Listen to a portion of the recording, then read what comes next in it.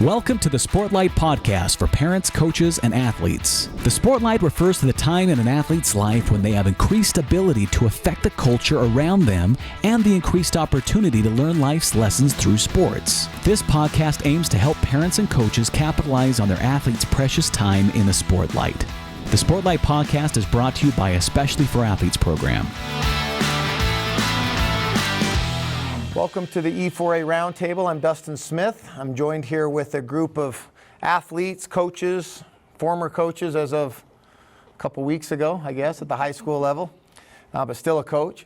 And we're going to jump into a bunch of different topics and ask each other some different questions. We've assembled a group with various backgrounds and ages, and we're excited to discuss some things. So I want to start by introducing a panel. I've got Elsie Murphy here, who's been a member of Especially for Athletes for seven years. Started a sophomore in high school. She's currently you're more than just the manager. What's your official? Because you're administrative. I work as administrative assistant for the Utah State football coaching staff. Okay, that's a lot. They put that all on one business card? All one business card. Basically, she's the head coach of Utah State football. Okay.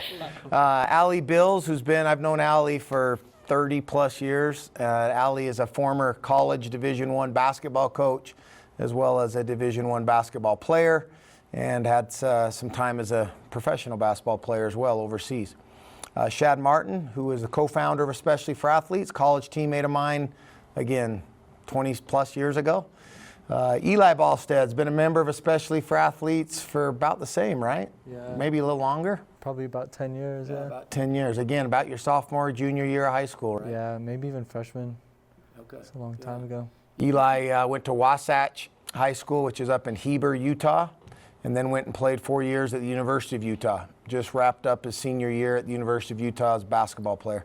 And then Coach James Ballsteadt, who was the basketball coach at Wasatch High School, and also runs Utah's top elite league, which is for the 50 top high school basketball players in the state. Been a basketball coach for a lot of years and one of the best coaches in the state. So we've got a panel, like I said, coaches, former college athletes, current administrative assistants, and we want to jump in. I want to start off by talking about the first principle of Especially for Athletes, but I want to try to summarize it first with the idea of the Sportlight. So for those that don't know, we refer to the Sportlight as that time in your life when you have an extra attention given to you because you're an athlete in the spotlight. Athletes playing sports nowadays are watched, they're recognized, and they're talked about, and social media even makes them more so that. And so when we talk about our first principle of winning the hour, which is our first core principle of Especially for Athletes, to me, and then I'll pass that on maybe to you, Coach, secondly, to answer this. To me, winning the hour is very simple. Try to win every hour of the day that you're awake and make sure you're sleeping for 8 hours of the day. If you do that, you're awake for 16 hours. We refer to that as going 16-0. We ask everybody to win all 16 hours they're awake. And you win the hour by doing more than just participating in the hour. You make sure that this hour is the most important hour of the day, and once that hour's done, you move on to the next thing. When you're in math class, you're in math class. When you're home with your mom and dad, that's your focus. When you're lifting weights, it's 100% lifting weights. You make that the focus. In other words, be where your feet are. Be in the moment. Be present. And make that the most important. So coach, as a high school basketball coach and in running a elite basketball league, you see some of the best basketball players in the state of Utah. You've also worked with athletes at the high school level who have probably come to practice, I'm guessing, with distractions occasionally. Why is this principle of winning the hour important? Not only, obviously it's important now, but maybe more so now because of all the distractions that kids have. I zoned out. I was trying to remember the last time I got 8 hours of sleep. Oh, so yeah, right. I got to be 18 an hour, 20 an hour. So important. That one of the things we would talk about with our players all the time is when you walk into practice, you got to leave everything off the court, and it's a constant battle. Kids, they get to practice, they've had a bad day in school, they're upset at their girlfriend or had a bad grade, mad at their parents, maybe haven't eaten enough, whatever it is. There's so many distractions. There's social issues going on, and you can see it in their performance. And for me, when you're trying to accomplish something when you're focused on that thing in that moment, be where your feet are, you're so much further ahead. You get more out of the practice, more out of becoming whatever you're trying to become. So that was something we talked about a lot with the players. Sometimes we'd meet in the hallway. Beginning of the season, we would do that a lot more. Meet in the hallway outside of the gym and get everybody in there. You guys ready to go? Because when we walk in that door and we step across that line, we're going. This is what we're doing. You're in practice. Nothing else matters right now. And some of the kids we would talk to, the kids that were struggling with some, bigger problems at home or whatever, I would take aside and talk about the opportunity to use this as a respite from those things, those worries. Just come in here and play and work your butt off and have a great time doing that. And I think when players can see it that way a little bit too, it helps focus on that. So very important. That's great. Eli is a college athlete and student.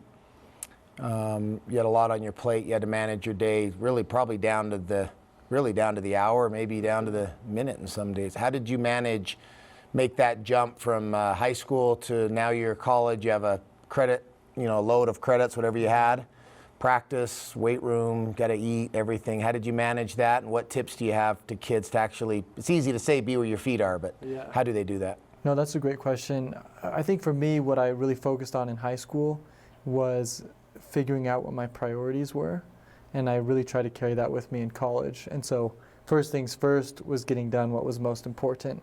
And for me, that's different for everybody, but for me that was waking up at a certain time and doing a little study in the Word of God. And then from there, everything else in my day was kind of planned out with classes and with school. But if I got the most important things done first, everything else went a little bit smoother for me. And so I think it's important for all of us to determine what's most important for us and then really put those things first in our life and make them a priority, and everything else seems to fall into place. Shad, I know where you're going to go with that, right? Go ahead. I know right what you're going to say. You're going to talk about scheduling priorities, right? I love it. There's two quotes that Dustin and I have talked about a lot. First of all, we love the word intentional. Yeah. I think sometimes we're just unintentional with our day. We kind of wake up and we let the day happen to us instead of, like you said, Stephen R. Covey, he made the comment that we do not prioritize our schedule, we schedule our priorities. And that's a great example of what's most important to me. I'm going to put those things first in my life. I'm going to make sure those things happen. I think what's increased over the last 10, 15 years is the amount of things we have to fill our life. If we aren't intentional, our schedule could get filled up really quickly with hours of scrolling, right? Yeah. And then the other one is the bad news is time flies. The good news is you're the pilot. So you could look at your day, decide where you want your destination to be, both long-term and short-term with each hour, and then make sure you map out a plan that schedules your priorities. Not just look at your day and prioritize your schedule. Those who do that are going to accomplish more of what they want to accomplish in life because they're happening to life. They're not letting life happen to us. One of our favorite quotes was Justin Sua when he joined our podcast. He said we need to live a life by design and not by default. I think too many of us are living a life by default right now. We let life happen to us.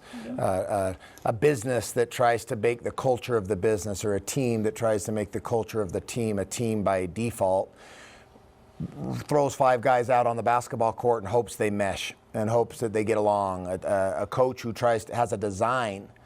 This is the culture. If you watch basketball, you heard a lot recently about the Miami Heat, the Heat culture, that if you come here, there's certain things that are expected of you. They don't just throw guys out there. They had a culture, and you either buy into it or you're off. And that idea of prioritizing your day would look something like, all right, I want to study, as you said, the Word of God. That's a priority to you. Yeah. You had to lift. I guess that workout, that was a priority, right? You had to have, you can see you look like Arnold Schwarzenegger over there. You have your schoolwork, priority. once you practice, there's a certain time of day that's a priority. Once you list those priorities, let's say you have 6 or 7 just core priorities. What, Shad, correct me if I'm wrong, but what you're saying is, okay, if I have 16 hours of the day, I got to look at these priorities and put those down first. I am doing this at this time and this at that time. Now, if the day something happens, doesn't always go perfectly. Then I got to move it to another time, but I got to be willing to bump out something else because these are priorities that have to get done today. If we don't do that, it's very easy to fill our day with stuff, and our intentions were always good. We've talked about before someday, the imaginary 8th day of the week where dreams go to die someday, right? Someday, eventually I'll get to that. I'll get to it again. All of a sudden it's midnight and I didn't get to it. If it was really a priority and if you're focused, if you're really winning the hour, you would have gotten to it. And that's hard, but the habit of becoming somebody who's driven by positive habits is how we become elite. I've mentioned this before. For those of you that heard us talk, we talk about the very first hour of the day being critical. Obviously, you can't go undefeated if you lose the first game of the season. You can't go 16-0 if you lose that first day. Every single day, we start the day off making a winning or a losing decision. It's usually whether or not we hit the snooze button on our alarm clock or not. It's the battle with the goal we set the night before to wake up at a certain time. And if waking up and getting going and getting active is a priority to us, we're not going to fiddle around with our snooze button. I always ask this, do you envision the most successful people in the world? Think of whoever that is, in sports or in business, whatever. The most successful person. I don't envision that person hitting their snooze button 4 or 5 times every morning. I don't see that happening. That person's getting up and getting at it. They had a plan. As an athlete who played big-time Division I and coached 8 years at BYU, played at Utah, coached at BYU, and played some professional. How important to you is this idea of being efficient with your day and being present? I think that balance is one of those things that doesn't fully exist. So I think being present is really important because you're going to have times in your life where you dedicate a lot more time to something you're trying to improve and become better. But when you talk about elite and people that want to be successful, what kind of separates them? And it's in winning this hour, it's not the person that says, I can do it. I got this, I can do it, coach. It's the one that says I can, and then I will. Mm-hmm. And will you do it? And that is a huge gap. And whether you will or not is dictated by your why. And why are you doing it? There's things that you're going to have to do in your day as an athlete, business person, parent, that is not what you want to do. Yeah. But why do I want to be successful in this area? Why do I want to improve? Why do I want to grow as a person? Be better as a parent or an athlete? And why am I doing this? If you can answer that question, you won't say I can, you'll say I will. Yeah. And I think in competing and being around kind of the best of the best, that's the difference. It's not the I can, it's the I will and I am. And I think it just goes a step further from just not just being present, but it's just you have a why behind it as well. What do you think about this, Allie? I want to follow up with the question. When you were saying that, I thought of something. I don't know if we've discussed this before, Shad. Maybe it's something we should. Part of winning the hour or winning the day, therefore, is the ability sometimes to say no to certain things, right? That I can't do everything. You can't say yes to everybody's expectations and demands, and especially we have a podcast on this, an episode on this, especially to the drains in our life. We need fountains in our life, not drains. And if something's a drain in our life or a drain in our day, we've got to not do that thing. So, Allie, again, I want to come back to you on that. Do you believe I know you have a super busy life. You have to say no sometimes to things, right? You can't do everything. Saying no is a lot harder than saying yes. But I think kind of goes back to what Eli said of having a priority in your life. Knowing where I want to go, things that are important to me, being here. You ask me to do something, the answer is yes. I will be here. I believe in this. This is important to me. The messages are important. And you just have to figure out who you want to be, who you want to become, and is that taking you closer to it or further from it? Mm-hmm. And saying no can be your greatest decision of growth in your life. We always say be a yes person, and have these extraordinary experiences and do these crazy things, but no can also get you into the same. I heard, go ahead. I was going to say, I just heard recently something like that. When you're trying to learn from successful people, like athletes, businessmen, whatever, sometimes it's easier to look at what they're not doing than what they are. And that can tell a stronger story sometimes, just for that, That's great. You know, Dustin, we spent a time, as we've been doing this, I see your wristband there, both the Eyes Up Do the Work, that's beautiful, and then the one that says be different, right? I'd love to know why that's important to you, because we spent a lot of time in our book on the word. Sometimes it rolls off the tongue, extraordinary. You ever looked at that word really close? It's the combination of two words. Yeah. Extraordinary. And I think oftentimes people want to give ordinary effort and get extraordinary results, right? They want to be different without being different. They just want it to magically happen. Yeah. And I really think that if you're intentional, we know the things. If not, you can learn the things that will make you extraordinary in your line of work, in a sport, in a relationship. If you will take time and invest, what does it take for me to be extraordinary? And then take extraordinary measures, meaning it's not just going to be ordinary. Yeah.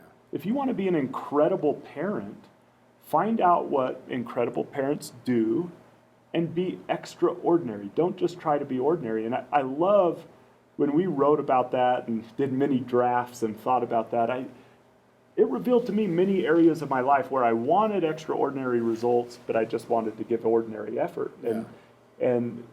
But going to your point of saying no, you can't be extraordinary at everything. Yeah. It's impossible. We have limited resources. So then we need to find out those key areas of our life that we really want to be extraordinary at, and then put our time and effort toward those things. That's why being intentional and being the pilot. Yeah. Bad news is time flies. Yeah. Good news is you're the pilot. Steering your time toward those things that mean the most to you, as you illustrated with how you spend the first part of your day. I think that's what helps us be extraordinary in the areas that are important to us. Mm-hmm. Have you heard that song? Tim McGraw has a song, Live Like, you've never heard it. If you live in Heber, you have to heard it. Come on. He says, live like you were dying. I rethought about that, or thought differently on that about a week or so ago. I don't like that. I think we need to live like we're living. Like live life, right? We got to live more like we're living. I get it. I get the song, and if you listen to the words in that song, but I think we got to realize we're living and live it. Like live life. Do everything with all you got. If you're playing basketball, play like it's the last time you're ever going to, put on the shoes and get after it. If you're with your kids, laugh it up, make a mess, wrestle with your sons, get after it, be a dad. We've got to live life like we're living and not just go through life. Be extraordinary in life and doing things. Allie, you talk a lot about making experiences. You've told me that. We went to lunch and Allie said, you need to have more experiences. You need to do stuff. And she was right. We have to be more intentional in living life and live life large, be big, be extraordinary in living life. That's what Eyes Up, Do the Work is partly what it means. Be different. Elsie, we got to hear Elsie speak at Utah State. Elsie, can I just ask you a question? Yeah. How good of an athlete were you in high school? I was not good enough to make a team. Okay.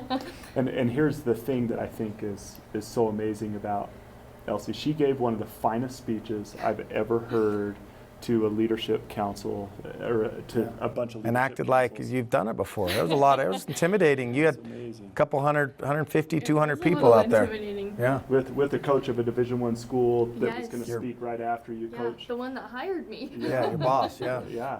At Utah State, right? Yeah. And Elsie, the reason why you're so inspiring to us is, sometimes we think, this is a sports podcast, right? And we're talking to a bunch of athletes, and these principles, are going to help you become this amazing athlete. As you talked about the principles and how they inspired you, and to see the way your coach talked about you, you could tell when he spoke about you after he stood up and spoke after you, how much they value you there at Utah State and the huge contribution you're making to the football program. And it's interesting to me. I love taking you as a case study because as you apply these principles, you eventually find the things, not only that you could give extraordinary effort to, but that you're extraordinary at. Mm-hmm. And it's not always going to be those things that we hope initially, but you seem pretty happy in your assignment right now. Oh, you it love is. it. It's my happy place. Yeah, so I love it. Tell us about how you've learned to direct your effort toward those things that are bringing you this extraordinary amount of success. Yeah. For sure. It was kind of a big mind shift. You know, I played sports for 12 years. That was my life. That's what I wanted to do. That's what my family did. And getting told no 4 years in a row that I couldn't do something was really discouraging. And I was a part of this program, and I thought, I can't do this anymore. I'm not an athlete. I don't relate to these people. I don't have anything to talk about. I'm not on a team. I don't wear a jersey. And it kind of fell perfectly into place. I ran into the football coach in high school, and he said, look, I know you work hard. I know you are in the weight room. Why don't you come be the equipment manager? I said yes. I had nothing else to do with my time. I wasn't doing anything else, and so I just decided to focus in on it. If I was going to do something, I was going to do it 110%. I was going to give everything I had, and I did, and it snowballed into what I'm doing now. It turned into a 4-year scholarship. It turned into a career, and it was just because I made the decision I was going to work hard no matter what it looked like. And it had taught me a lot that at some point you're going to hang up your shoes, whether it's now, whether it's 10 years from now, after the pros, whatever it is, at some point you're going to hang up the shoes. I just hung mine up a lot sooner, but I can still be part of athletics and make a difference in a different way. Yeah, and you did. I think it's awesome. You found out what your role was and turned it into paid scholarship in college, and now a job where you're getting paid. Yes. That's awesome. Second principle, especially for athletes, compete without contempt. We emphasize in that principle in the chapter of the book and every podcast episode we do both words, but I start off every time we talk about it, I do not want to shy away from the word compete. I think sometimes competition or being competitive comes as some sort of it's a bad thing if you're too competitive. And heads up to any kids listening to this, life's competitive. So either get run over or compete back. Like, that's your choice. Coach, what does competition mean to you? You like coaching somebody that's not competitive? No. I hate it. It's the worst. Yeah. We struggled with that. Was it you see it all the time. Sure. Last year when we would do open gyms. Yeah. And we would have 2 gyms going, kids would play, and I watch it. We had 20-some kids there, and they were just kind of screwing around. So I blew the whistle. We came into one gym, and I said, shoot for teams. First 5, the first team, next 5, the next team. And then the other guys started going to the other gym. I said, where are you guys going? He said, we're going to go play. I said, no, you're not. You're going to stay in here until you make a foul shot or stay on the court and win a game. So we spent an hour and a half, and it got competitive. It was awesome. There were kids were playing harder. They had to play for something. It wasn't just out there just screwing around playing basketball. There's a time for that, but competing is so critical. I don't think going back to the compete without contempt. That when I learned about E4A 10, 15 years ago, whenever I first met you, that was the one that I wasn't sold on till I learned. And because if I'm on the court with you, I'm going to destroy you. Sure. And it doesn't mean you can't think that way. Yeah, exactly. And I've heard you use the quote, the G.K. Chesterton, and now I can't even say you can't. What is it? The true soldier fights not because he hates what's in front of him, but because he loves what's behind him. So I get that. I learned that now. But that competitive edge, and I would teach players like, man, you go out and you rip his face off, or you knock him on his butt. You reach down, pick him up, and then you do it again. Yeah. And then reach down and pick him up, and at the end of the game, we're going to say, good job. But when you are out there, you are competing to destroy them, not because you hate them, but because you love the guys that you're doing this for. So You come to our house on a Sunday night when we're playing board games. I mean, you can't be there very long. It's hard. My wife, Eli's brothers, it gets funny. Eli can't, we got in a fight a couple weeks ago over Uno. I got mad because I'm losing and they're all giving me draw fours and I'm like ready to punch somebody. So competition is good, but That was yesterday on Father's Day. Anyway, but I love competition. I remember watching Kobe Bryant play the Jazz years ago, and there was some player on the Jazz that Kobe was just cooking him, and they were up by like 20, and he kept going at this guy. I can't remember who the player was for the Jazz, but he wasn't great, and Kobe kept going at him, and he would talk to him on the way up the court, and he'd go at him again, and he'd talk to him again. He'd D him up at half court. This guard couldn't breathe. He was just smothering him over and over and over, and I watched it and thought, I kind of kept my eye on Kobe Bryant when the ball was on the other side of the court and how he was just attacking this poor rookie. He's probably scared to death to be having Kobe as idol, and I started thinking, you know why? Kobe wants that guy to think you never have a chance to ever beat me. I'm going to make sure you know it right now. For as long as you're in this league, you're not getting me ever. And that's fine. That's competition. That's the game. It's hard. If you don't want the competition, you can't be part of it. I'm sorry. Coaches don't want to coach you if you don't care. If you cry after a loss, I want you on my team. I want you to care. But contempt, once you start doing it because you hate your opponent, you want to embarrass them, or you think that they're lesser than you and you want to make sure that you ruin them, that's when that might lead to cheap shots and cheating and playing outside of the line, outside of the rules. And in life, outside of sports, there are things we do to compete in business and to compete in other areas of our life. And when we do it with contempt, we might lie or cheat on our taxes or do a dirty business deal with somebody, and that's competing without contempt. And so when we say compete without contempt, Shad, right, we're meaning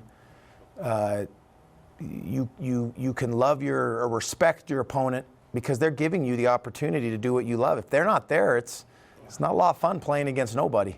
Yeah, and I've thought a lot about that G.K. Chesterton quote, because when I think, okay, I want love to be my motivator, not hate. I don't have to, it doesn't matter who I'm playing. Yeah. And quite frankly, I think that's how you really know someone's truly competitive, is if it doesn't matter who they're playing. They want to win, right? They love winning. Yeah. I'm guilty. My girls make fun of me all the time for, I want to win. I have 3 daughters, even when they were little kids growing up, why play a board game if you're not trying to win the board game? I don't get the concept of having fun, the fun is trying to win, right? But love, for me, is just way more of a sustainable fuel than hate. And I've watched as some coaches, like high school coaches, or even some people, they try to manufacture hate for other people, and that it's just all facade, right? But love doesn't have to be manufactured. You can love Utah State, and therefore you want the fans, you want the coaches, you want the players to experience the exhilaration of winning, right? And that is way better of a fuel. For me, the name on the back of my jersey was always as important as the name on the front, right? And I love my mom and dad made huge sacrifices for me to play. I wanted my mom to feel the way that she felt when I won, right? Those are things, if we'll be intentional, going back to that word, and think about what are the things that are motivating me. If it's hate, I just don't think it's as good of a fuel, and I don't think it's as sustainable. But those things, there wasn't one day that I didn't love my mom, love my dad, love my school, love my teammates, love my coach, love the people who would come out and cheer for us. That was constant. I often didn't hate my opponent, right? Yeah. And so I didn't want to have to manufacture that. And so I just think it's way healthier. And then as you move forward in life, if love is your motivator, I think you're going to get a lot further in life than if you're motivated by having you can hate the idea of losing. Yeah. You hate losing. Yeah. But you're not going to do it if it means selling out on your integrity, your honor. I'm not going to, it doesn't mean enough to me to sell my integrity by cheating. right? I could win I remember watching a kid catch a touchdown pass against his rival school, this was 15 years ago, in the back of the end zone. But he dropped it. It went through his arms. He landed on the ball. This was like last play of the game. He landed on it. He knew he dropped it. He rolled over with the ball in his hands. The ref didn't have a good angle, and the ref said touchdown. So the ref gave him credit for it. He stood up and ran off the field with the ball. They all mobbed him, and I thought, he didn't catch that ball. And somebody had it on video, and you could see he dropped the ball. The ref gave it to him. At the time, I'm sure he thought, hey, man, that's how sometimes they get it, sometimes they don't. My guess is, if that were me, I would hope that years later I would think, that doesn't sit well with me. I didn't catch it. I don't want the win unless I really got it, right? And so I hate the idea of people thinking that it shouldn't be given to you. You should earn a win. Any win you get, Coach, I'm sure you've had this before. I tell the kids I coach, soak it up. If you win a game, soak it up, because it's hard. Winning's hard, and it should be hard. So compete. But we're never going to do it. Never going to feel good about it if we did it the wrong way. If we cheated to get the win, I don't want it. We didn't earn it. Third principle, especially for athletes, resiliency. Now, we could talk about this quite a bit, but I want to start over with Allie on this because, Allie, I know you've done a lot of hard things. You've run up hills. You've sat in ice cold water in Wisconsin or wherever you went. Like you pride yourself on doing hard things. You're one of the most resilient people I know. Why? Why is resiliency so important? I know things you've dealt with your life. You've had to be resilient. Why is that so important that we're teaching kids resiliency? Well, I think it goes back to the word intentional that we keep using. And if we intentionally do things that are uncomfortable, we're going to be more prepared for what life throws at us. I think right now, too often, we're trying to find comfort in everything that we do. Our parents are protecting us from failure. They're protecting us from hurt and pain, and that's just part of life. And if we can intentionally put ourselves in ice water, I don't care how many times you do it, it's never enjoyable. Yeah. If you can do things that are uncomfortable and stretch yourself, ultimately our goal is to grow as much as we can as people so that we can give back and contribute. And if everything we're doing is to avoid that growth, that pain, then what do we have to offer? Yeah. Ultimately, how do we give back? Resiliency is so much just about being able to handle and look at life and say, look what life did for me, not to me. And I love that about sports because it is just a fast forward or expedited express train on life and learning, and that resiliency comes, obviously through failure and through hard things, but we need to embrace that and not shy away or protect ourselves from it, and recognize that things that happen are really for us and not to us.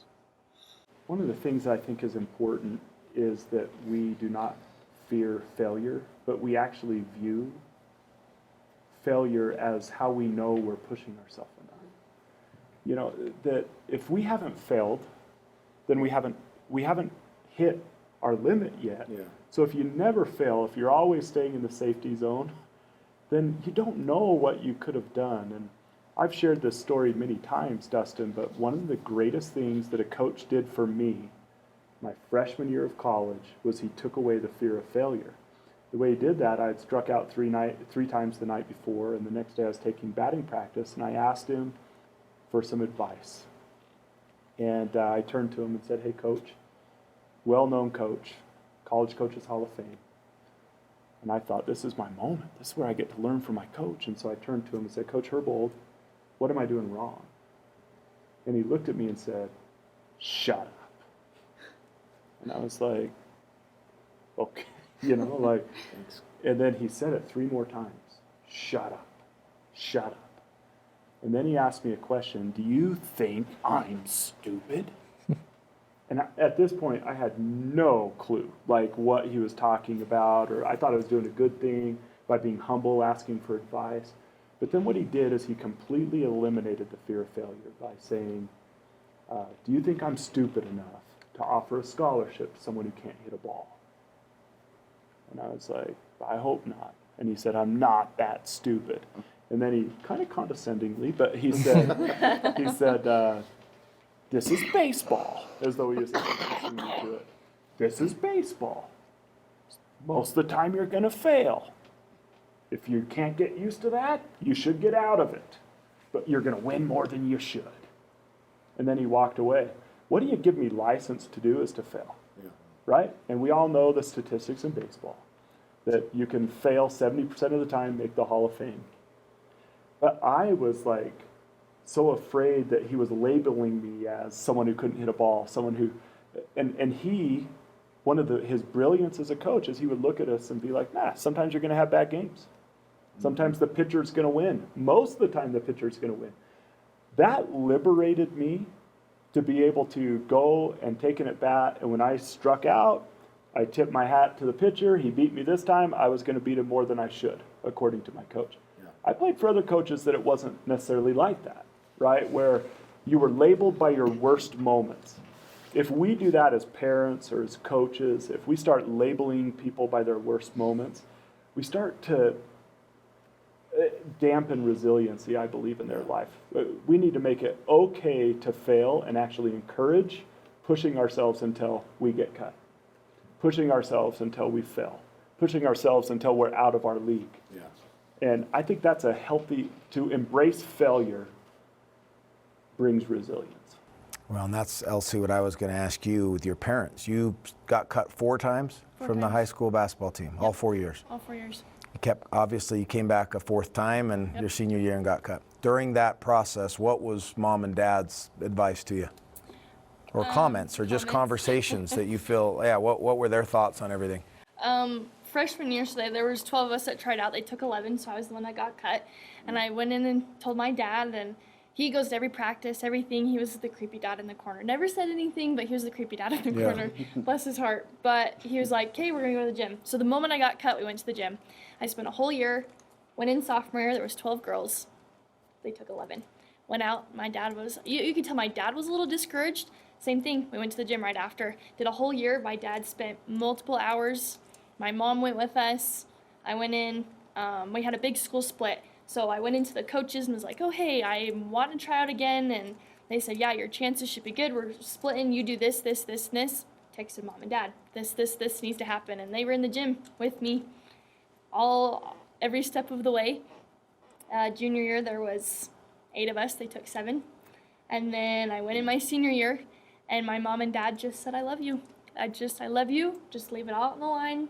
Whatever happens, it's going to be okay. There was 8 girls. They took 7. And I left that tryout. I was so discouraged. I was so upset. My parents just had tears in their eyes, and they just said, I'm proud of you. And that was it. That's all I needed. That my parents were proud of me. I did all that I could, and I didn't fail. They said I didn't fail. We were just closing one book, and we were opening another one. We were just changing directions, and I think if my parents were not there every step of the way, encouraging me and telling me it was okay to fail, but then holding my hand when I was upset, I don't think I would be where I am today without them. Well, that's pretty dang cool. We could stop right now with that story. Dang it. I asked you that question not knowing, I maybe have met your parents, I don't remember, maybe at a banquet or something that we've honored you at, but I know we gave you an award your senior or junior year. Senior year. Senior year, yes.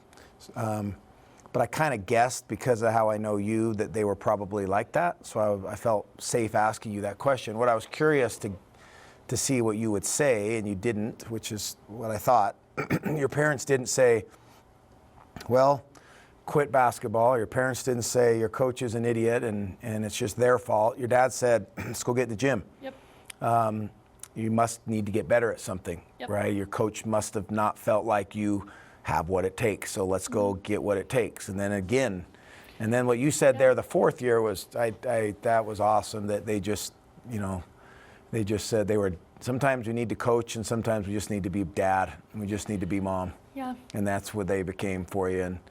And but they didn't blame everybody. They told you to, and that's something I think as parents we have to be willing to do sometimes. Coach, I'm asking you because I can, you and Allie, I can see where you're going.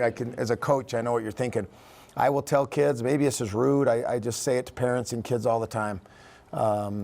you can tell me, I know you're going to agree with this, but sometimes, believe it or not, your son gets cut because he's not fast enough. And he's not as good a shooter as you think he is. And he's not as strong, and he doesn't remember the plays, and he doesn't work as hard as you think he does. There's reasons. It's not just because coach hates you.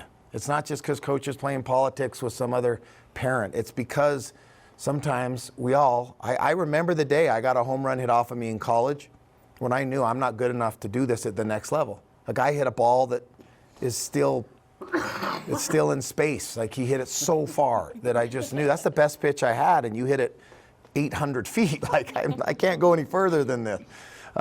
It happens to all of us. But Coach, how do we get parents to understand that? Like, I get emotional when I think about that stuff because I'm the guy making those decisions. I've cut kids that I know worked harder than the kids that made it, and they're still not there. That's a hard decision to make. But the resiliency side of that, what your parents were teaching you, it's okay if they thought the coach was an idiot. It's okay as long as they weren't talking to you about that, right? Like that's the critical piece, so that you learn that resiliency. And so many of our kids, I used to joke about this when I would make decisions. We would not keep a kid, and there were parents who would come home and put their arms around the kid and say, "I am so sorry. What can we do? Can we get in the gym? Just keep working. We love you." Mm-hmm. And then there were parents like, "What? Get out of the way. I'm sending an email. We got to go solve this." And so many times parents are too concerned about clearing the path for their kid as opposed to preparing their kid for the path. And so that experience is awesome. I mean, I had a young man come and talk to me a while back, not long ago, and he's been struggling with my decision to cut him a few years back, and it's stewed with him. And we had this beautiful conversation, and I take it more serious. I feel like I take it really seriously to make those decisions. And then I guarantee you, another coach might have kept a kid, and we all, no matter if I'm wrong or right, I'm right because it's my decision to make. Yeah. And so when we're not in control of those things, that's what resiliency is. It doesn't happen our way. How am I going to dust myself off and get back up? And I hear your story about what you're doing now. That is so awesome, what your parents have done to teach you that. And I mean, they've taught you that, but you've done it, right? You've gone out and handled that. So yeah, that's we as parents, we've got to be able to support them, let them fail. You mentioned that before. Help them be prepared. It's going to happen in work. They're not going to get the promotion. They're not going to get the job. They're not going to, they're going to have a bad roommate, a bad boss, a bad teacher, whatever it is. Let them deal with it and help maneuver them through those, as opposed to trying to fix it for them. And after when they do have those issues, those real life adult issues, we can't solve it for them. You can't go email the boss and say, "Wait, she deserved that promotion. Give it to her." Like. Right? You can email the coach and talk to the coach, but you're not emailing, your daughter's employer at 25 years old and saying, "Wait, can I meet with you? How come you didn't give her the job?" Eli, excuse me. So I had a college coach tell me not long ago he suspended a kid because the kid's mom called the coach and said, "Hey, why is he not playing?" He talked to her about it and then called the kid in his office and said, "You're suspended for 2 weeks." Why? Because your mom called me and told me.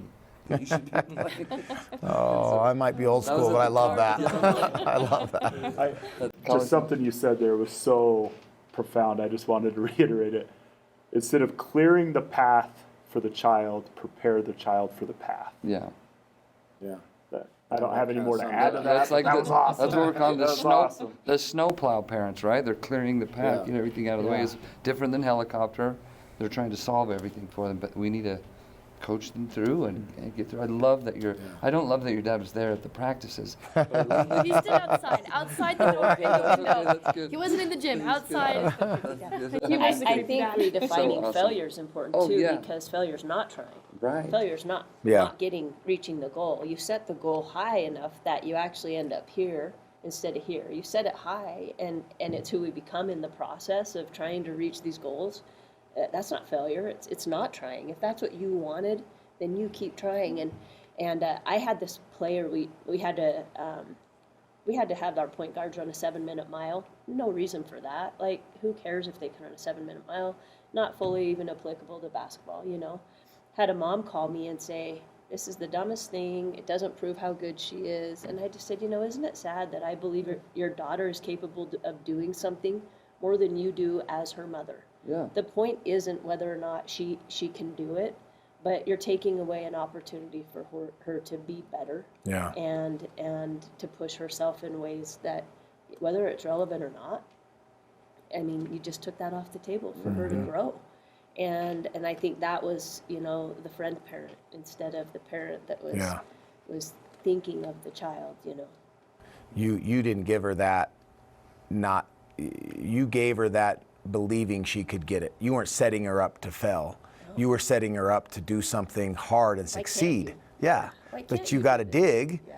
But like, Mom, I don't want her not to do this. I think she can do it. Help me, support me in this so she can have that feeling of accomplishment.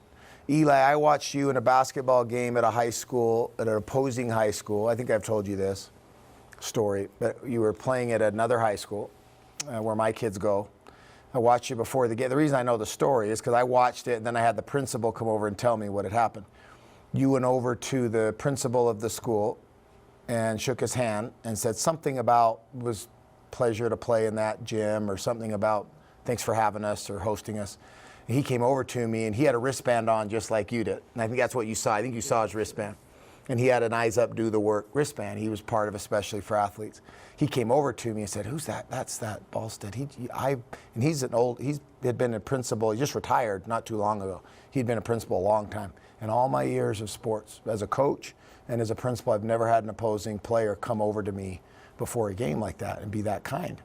And I said, "Well, watch out, because this kid's going to drop. He's going to drop 30 on you now," and which you did. You then went out and had, you scored like 25 or 30 points on him. But that guy became a fan of yours forever. I watched it, and I already knew what kind of kid you were. But then, I'm going somewhere with this. You then got a scholarship to the University of Utah. You go out and play basketball. Did you start? No. Well, I didn't get a scholarship. You walked on it. I didn't know that. Yeah, okay. So you had to walk on. Okay. They asked me to come play on the team, and I felt like that was the best decision for me. But in high school, you scored, right? You played. You were a dude in high school. Yeah. You got to the University of Utah, fought for every second you got on. How did you handle now not being the guy out there scoring 20? How did I handle that? I went in with the mentality that I wasn't going to be given anything. Yeah. And ultimately, that was one of the reasons I made that decision, is because I knew it was going to be tough. And I wanted something that was going to challenge me and that was going to really push me to grow within basketball and outside of basketball.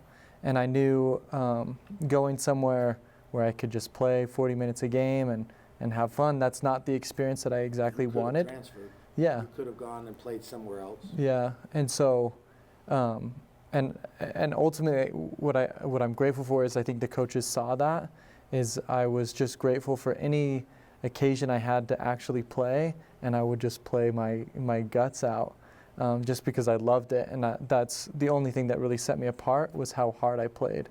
And so I was given a few opportunities my freshman year. Sophomore year, I was injured, didn't go as well as I thought, but eventually my junior and senior year, because of just playing hard and really trying to win the hour and play as hard as I could every second, I did earn a scholarship to play for my junior and senior year. And earned it though, man. Yeah. I was definitely, I worked as hard as I could, but I was definitely given that chance. I don't know if I would say I earned it, but someone was kind enough to give me that. Stop it. You earned it. Don't you dare say I didn't earn it. You earned it, man. You don't earn a scholarship as a preferred walk-on at a school like Utah unless you're busting your tail. I know you were busting your tail. I've talked to you about this, Coach Ballsteadt, before, but and Shad and I played together. We played college baseball together, and so I can say this too. Shad and I know the guys that we would put on each side of the paper. If I take a piece of paper and I draw a line down the middle of it and I write participators on one side and competitors on the other side, and if you go back 20, 30 years after, 25 years or so since we played college baseball together, I don't remember what our shortstop or our first baseman's batting average was. I don't remember who had 4 hits down in Riverside, California, and won us the game. I don't remember that. I could tell you who the competitors were and who the participators were. And if I saw them today and they were participator, I don't want to be around them. Like I don't want to talk to you. Did you compete? Did you fight? Were you in, right? Could I count on you? I guess my point to that is that in years and years from now, our son or daughters, and if athletes, actually kids are listening to this, people will forget what your average was, how much you scored, or they are going to remember if you were just somebody who wanted a jersey and just were kind of out there and going through the motions, or if you were somebody that was willing to compete, that you were going to go to battle for your teammates. And that's going to make you a legendary forever, right? You're going to be, there's certain guys we played with that if I see them in our 70s, I'm going to want to go and love them because I knew they fought, they were competitive. And I think that's the greatest compliment you can have as an athlete. I want somebody to look at me and say, I don't know if you were good or not. I don't remember, but I know you fought. I know you cared. I know you were all in. And those are the guys that as coaches, the men and women as coaches, right? For those of us that coach, that we wish we had. Whether they can shoot or not, man, give me those guys or girls that want to compete and we'll figure it out, right? Particularly in high school sports. I mean, you see it all the time, the disparity in skill and athleticism in teams, and the teams that play together and just compete and fight to get there, they win a lot of games. I mean, so much of it is mental that way. But we had a system. We would do winter points, we call them, and every practice we would have drills. I didn't make this up. I saw Coach Pope was doing it, and I've seen it a few different places. He told me he learned it from someone else, but we would have different drills that you would get points for, winter points, 3-on-3 or 5-on-5, whoever won those drills. We would keep track of it every practice all year long, and I would list the top 10 winter points. I'd write it on the board every day, and kids would come over and see. The kids that, like the non-competitors, they didn't care. They were, whatever. I watched kids, they were going to work because they wanted to win and compete and get after it. And so that, to your point, you could draw it right down the line, and I can tell you over the years, the kids that loved to compete, and they weren't always the best players. They were tough though, and they were kids you wanted on your team because they would fight to go win and play. So. One thing too, I just want to say how proud I am of Eli and Elsie, because both of their examples is so rare that kids intentionally put themselves in positions where they are trying to build that resilience. If someone tells you no once, twice, 3 times, I can't think of very many kids that will go back a 4th time. Yeah. That says so much about who you are and who you'll become and have become. And I think that Eli is going to do great things because that's who he is. And I think if more athletes, parents can learn from these examples of, they're okay. They made it. They survived it. Yeah, survived. Wasn't the end of the world. And they didn't take that easy path or be handed something. They chose hard. Yeah. And that's what resilience is all about. Life is hard. Yep. People are struggling, but it's making these choices that help us handle life. And you guys are awesome. Thank you. I love what you said earlier. You said you have to have the mentality that life happens for you and life doesn't happen to you. And I think that's so crucial for us to understand inside athletics, outside of athletics, to really understand. And it's up to us. We can take that, whatever happens, we can take it either way. But if we make that choice that this is an opportunity to learn and to grow, then your possibilities are endless. You win or you learn. Yep. Yeah. Exactly. And you can win and learn too, but if parents reacted to losses or kids getting cut as a learning opportunity, just think of that mindset, right? Instead of failure, a learning opportunity. It creates a discussion. It creates some goal setting. It creates some let's make some changes, right? And so I love just that you win or you learn, and that's been helpful for me as a parent. When my kids feel disappointment in sports, maybe it's because I've participated in so many of these conversations that I'm kind of intentionally looking for it.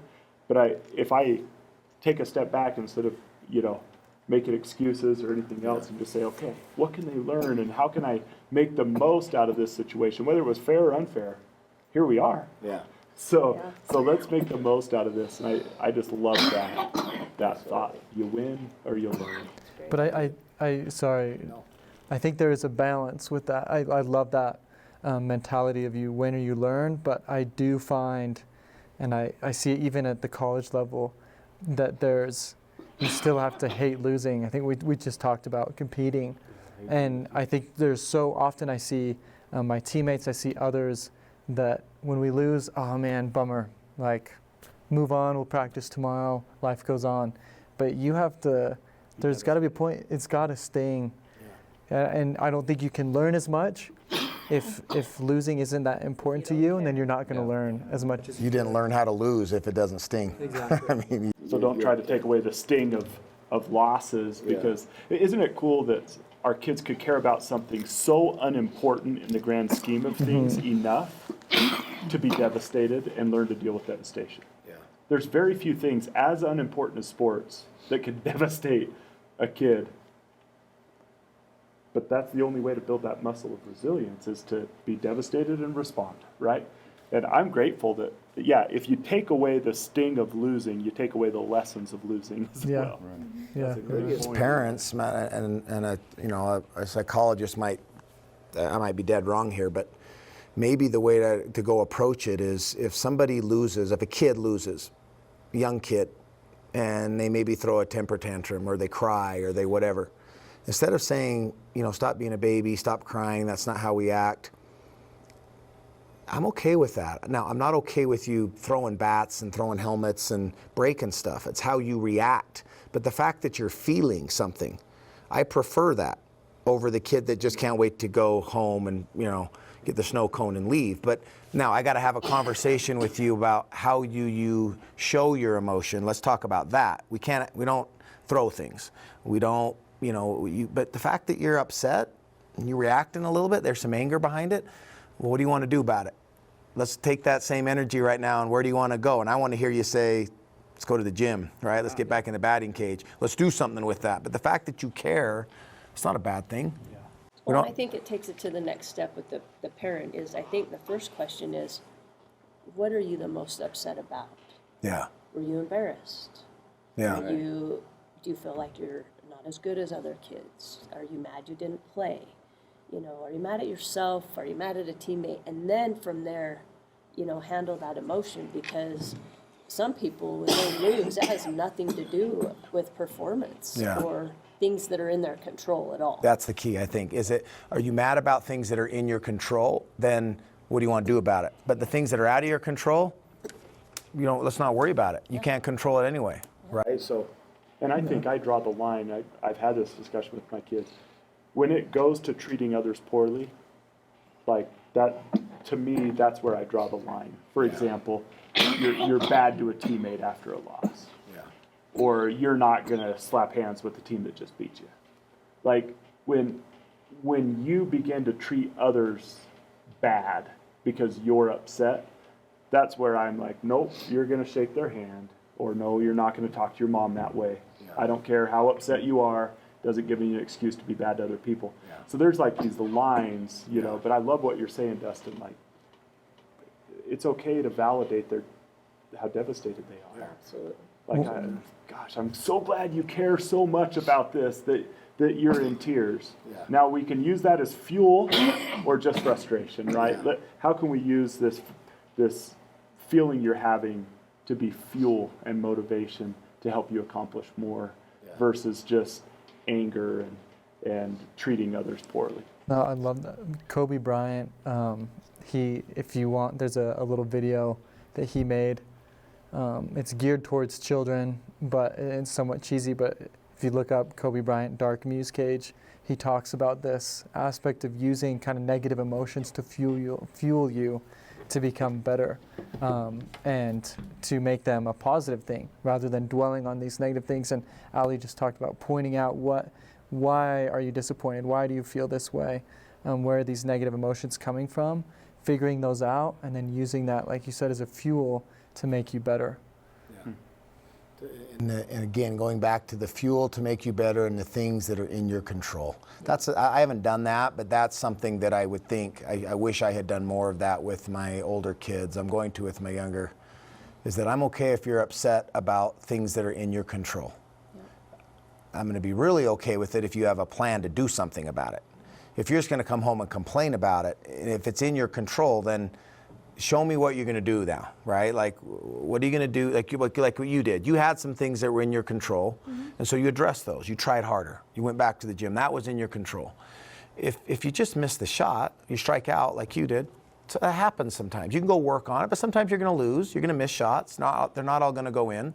Most of them don't go in basketball, right? Most putts don't go in golf, right? Most of the time, you don't score on the drive. You punt. Like, you don't score every time. That's what's in your control. And if they're faster than you, you have a choice. You can try to get faster, or you can just sit and complain about it, right? But sometimes the ref makes a bad call. That's out of your control. So don't be mad about that. You might be a little frustrated for a minute, but it's not going to do any good. It's over. It's a great delineation with our kids. Doing what you did, what are you frustrated about? And then if it's beyond their control, say you just got to let that stuff go. Yeah. Let's move it goes back to that E plus R equals O. Yeah. That event happened. All you have control of is the response that will affect the outcome. You don't have control over it. Let's not talk about the event. Let's not talk about the outcome. Let's talk about your response to it. That's within your control. Yeah. And that just gets a lot more done when you do that. Which is effort and attitude, right? Yep. And those are within your control. Last principle, especially for athletes, seek to bless, not impress. Let's just go around the table here and maybe in a 1 minute answer. What does that mean to you, Eli? Seek to bless, not impress. It goes back to these intentions that we're talking about and why are we doing what we're doing. And thinking about playing college basketball was super motivating for me, and one of the most motivating factors was knowing what I felt as a little kid watching my idols play and watching college basketball players play. And understanding those feelings. And so when I stepped out on the court, I understood that people watched me and that I could inspire younger kids. And that was a huge fueling factor for me whenever I played. And so that's one of the main reasons that I played, was to try to inspire a little kid like me that they could do just what I was doing. Shad, what does seek to bless, not impress mean? Yeah. Do you mind if I share? We talked a lot about it. Yeah, go ahead. Yeah. So, my mother just died, right? Yeah. And I'm sharing this for a very specific purpose, but it was hard for our family. It was unexpected. And kind of family trickled away from the funeral, and I stayed with my dad for a little while. My dad's been my coach all growing up. Loved being my coach in baseball. There came this moment where both of us, guys do things a little differently, I think, but I was like, we're just going to rip off this Band-Aid. I got to go home. So I came and sat next to him and said, Dad, I got to go home. And, my dad kind of put his head down, and this would be the moment where my dad was kind of alone in his house for the first time after my mom passed away. And when I was doing that, taking stuff out to my car, getting ready to leave, a flower truck drives up to our driveway. And the girl gets out. She says, sorry, this was sent to the funeral home, but it didn't make it in time for the funeral. And so I took it, and I said, oh, thank you so much. And I took it into my dad, and I sat it down. He's like, that's beautiful. And he said, who's it from? And I opened it up. And sometimes these things, just happen perfectly. But it was from all my college baseball teammates, right? It came at the perfect time. Like, I read this card. They're all just like, hey, we're with you. It was the perfect thing for me, and my dad, who had coached me my whole life, got at a very tender moment. And I'm grateful. For me, eyes up, do the work, seek to bless, not to impress. There was no post about that. There was no, but the impact that had on me and my father, like, I will remember it for the rest of my life, because my college teammates got together, a bunch of dudes, and got flowers that ended up being delivered to 2 other guys. Flowers usually aren't the thing, but it was just the work they did. It wasn't what they did. It could have been anything. And having experienced that over the last couple of weeks with the kindness that people give, I just honestly believe if we will live our life seeking to bless whoever comes within our path, it is an incredible way to live. It's an incredible way to live. And I think it's good for other people. I think it's incredible for the person who lives their life that way. Yeah. And so the mantra of eyes up, do the work. Just keep your eyes up, looking for anyone you can lift, and then seek to bless, not to be noticed, not to impress people. Just seek to bless whoever comes in your path, any day, every day. And you will have a fulfilling life. Mm-hmm. And so that's my thoughts on it. I was so grateful for that. My dad and I were able to sit there.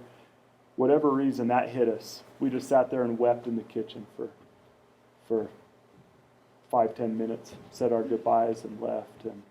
But I share that for one other reason, if that's okay, Dustin. Just don't forget those on your own team. Yeah. Don't forget those kids who want to be part of your team in any way, but we're cut. Just try to lift everyone around you, and those who are around you the most sometimes need the lifting the most. So concentrate on your own team. Awesome. Awesome. Allie.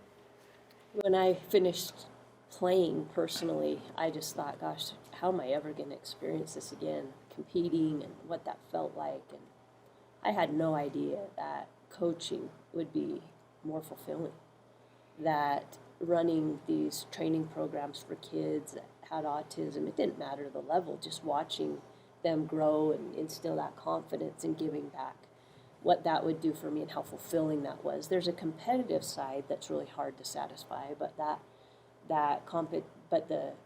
don't even know, the camaraderie that comes through athletics and just the whole fulfillment in giving back. And I learned a while ago, when I was coaching, I learned of two things that I'll share really quick that really helped me as a coach. I wish I would have known sooner as a player, but there's 7 things that drive us in life, 6 things, and we're motivated by. And one of them is certainty, just having that certainty in our lives, and that's a lot of, right now of the youth really want that certainty. The second thing is uncertainty, adventure, and excitement really drives people. The third thing is significance and feeling significant, and that's usually things that we're missing in our life as to why we want those. The fourth thing is love, and you sometimes can see, as far as the significance or love is, have a conversation, someone says, well, I did this, or and just feeling accepted and loved. Maybe they're not getting that at home. The fifth thing is personal growth, and then the last thing is contribution. And we're all going to have one of those needs, or 2 or 3 of those. But ultimately, we want to grow and continue to be the best version of ourselves. So ultimately, we can contribute and give back, because that is the greatest blessing we can receive. It's a selfish thing, because we are so blessed by that action. And then the gift of the 3 C's is something I've tried to apply, and it's a big part of seeking to bless. It really makes you think, and it's every day you're going to do the 3 C's. You're going to either console, congratulate, or compliment somebody. And the idea of seeking that we really emphasize in that sentence is so powerful, because when you really are looking to do those 3 things each day, you're looking for opportunity to bless a life. And it's the littlest thing, and it doesn't come on a holiday. It's just out of the blue, and the people you think about all of a sudden that come to mind because you're seeking those opportunities. But I think if I would have understood younger the power of really, you always think you're good to people. You always think you're doing your best to serve. And as you get older, that part of those experiences and doing those different things of growing is, I want to stay relevant. I come and talk to these youth and they're like, who the heck is she? She's a has-been athlete. She's a coach. No one knows who she is. I'm like, well, I climbed a tall mountain and I got in cold water and I stay relevant so that I can have influence. And honestly, that's why I do it, because that's the only way to give back and impact is you have to have some form of relevance. Yeah. And so doing those things that help me continue to grow and be better and stay relevant so I can, ultimately give back. Yeah. Thanks, Allie. I was actually super excited about this one. This one's like my favorite core value you have, but I actually had a super fun experience over the weekend. So with this kind of being the one I really like, I felt like I had a really hard time finding good experiences with it, kind of especially in now moving into the job and the position I am. Because when you go to football games, you want to see the football player, right? You want to see the coaches, and you don't want to see the girl in the background running anything. So I had a really hard time trying to find this in my day-to-day. But Utah State was doing a flag football competition over the weekend. We invite all the kids up and whatnot. Anyways, we have kind of our older group of kids in, and we have some dad helpers. And they were all kind of talking with some of our coaches, and hey, Elsie, come here. I walked over, and they said, there is a little girl up in the stands, and she's too scared to come down to play with the boys. Will you go talk to her? We've tried talking to her. She won't come down. I was like, sure, yeah, I guess I'll wander up there. So I did, and she was up there with mom and dad. She's in 4th grade. Biggest alligator tears I've ever seen. She was crying, and I kind of got down at her level, and I was like, what's your name? And she told me. We were kind of chit-chatting, and I was like, are you here to play football? She's like, no. And I was like, what do you mean you're not here to play football? And she was too scared. She didn't want to go down and play with the boys. She was worried about the football size. And I just said, look, I'm the only one down there. I'm the only girl. I was like, you got to come down and help me out. And after a little conversation, she decided to come down with me and got her a lot more comfortable. And anyways, she had those boys in a tizzy by the end of the day. She was pulling flags, and she was running around, and it was awesome. And she came up to me afterwards, and she's like, I'm coming back next week. And I was like, okay, good. You better come back next week. And it was just super cool because I've never had that experience where I wanted to be that. I wanted to be I grew up watching people play, and I wanted to be that for somebody, and I couldn't in that type of aspect. But all of a sudden, I had this really cool experience where I could do that for somebody. And as a woman in a male-dominant sport, and to show this girl that she's probably never going to put on pads, she's never going to wear a helmet, but she can still do something she loves. She can pursue something. If she loves it enough, she can do it. And I've never had the opportunity where I thought I was in a good enough position I was there because I loved it. I do what I do because I love what I do. And I never thought I could potentially influence somebody to pursue something that they love to do. Mm-hmm. And it doesn't have to be wearing a jersey at the end of the day. Yeah. And so it was super fun, and it was a great experience. Called home and told my mom about it. And it was great. That's awesome, Elsie. Well, guys, thank you for joining us. Eyes Up, Do the Work's our motto, but we want to be more than just a program that has a cool catchphrase. The key words in that are probably the last word. It's work. Everything that we do requires work. In order for this program or this vision that we have of trying to change culture by the avenue of athletics and sports, it requires people that want to work, that want to take the hard, easy path and not the easy, hard path. So parents, athletes, we need your help in that. We need everybody to have their eyes up, whether you're an athlete or not. The phrase eyes up, do the work is not unique to athletes. We only say it's especially for the athletes because of the Sportlight. They do have an extra level of attention given to them. People are watching them. If we can teach them to handle that in a way that lifts and inspires other people, they can do a lot of good and change culture. And our hope is that in 20 years from now, the thousands of athletes that we work with will be coaches someday themselves, and they'll be teaching similar principles. And if we can do that, we've changed a culture. We've changed a next generation. Sports is synonymous with winning the hour, competing without contempt, being resilient, and seeking to bless, not impress. And you do that by living with your eyes up and doing the work. So we appreciate you. Thank you for joining us. Eyes up, do the work. This has been the Sportlight Podcast from Especially for Athletes, sponsored by Coca-Cola. You can learn more about Especially for Athletes by visiting the website at especiallyforathletes.org. You can also learn more about the book, The Sportlight, by Shad Martin and Dustin Smith at especiallyforathletes.org/book.